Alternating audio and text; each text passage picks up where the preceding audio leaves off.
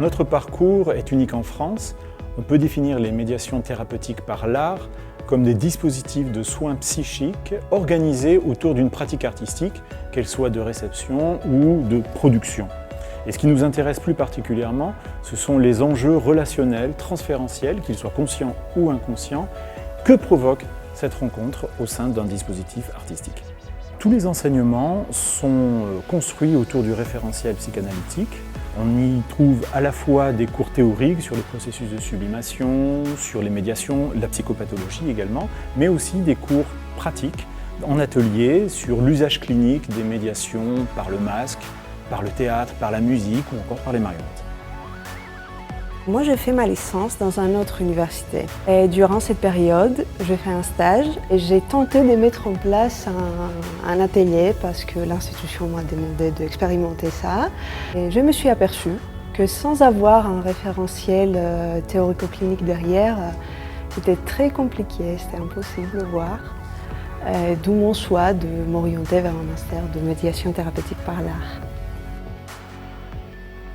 Le parcours permet d'apprendre les facettes classiques du travail de psychologue, mener des entretiens, qu'ils soient diagnostiques ou thérapeutiques, les tests et les bilans bien sûr, mais tout cet apprentissage sur les médiations permet aux étudiants d'inventer leur propre dispositif en fonction des patients qu'ils rencontrent et puis des institutions dans lesquelles ils sont.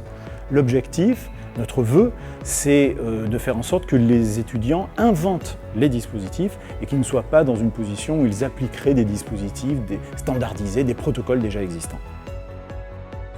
Il y avait beaucoup de travail personnel à fournir. On avait 2 fois par semaine de cours et 3 les stages. Nos enseignants nous encourageaient de suivre des séminaires et des colloques psychanalytiques à l'extérieur. Personnellement, ça m'a permis de me soutenir dans la pratique clinique et de commencer à intégrer aussi le milieu professionnel. On encourage des stages au long cours, c'est-à-dire des stages 2 à 3 jours par semaine, plusieurs mois d'affilée auprès de la même équipe, pour que les étudiants puissent justement saisir les enjeux, les dynamiques institutionnelles et puis surtout qu'ils puissent saisir les effets de leurs interventions. Ça, c'est important. Au sein du parcours, nous avons aussi mis l'accent sur un accompagnement important des stagiaires avec en M2 une centaine d'heures d'analyse des pratiques sous différentes formes. Moi, cette année, j'ai fait 2 stages. Mon stage de professionnalisation, je l'ai fait dans une association à caractère social dans le cadre d'un projet de prise en charge psychologique de migrants. Et en même temps, j'ai mis en place un projet de médiation thérapeutique par l'art de la marionnette dans un lieu de création artistique. Depuis plusieurs années, on a pu remarquer que les médiations étaient très appréciées par les employeurs et elles permettent de travailler dans toutes sortes de milieux, par exemple en hôpital, en association ou bien en cabinet libéral. Elles permettent aussi de travailler auprès de toutes sortes de publics, que ce soit de la petite enfance jusqu'aux personnes âgées, voire les soins palliatifs.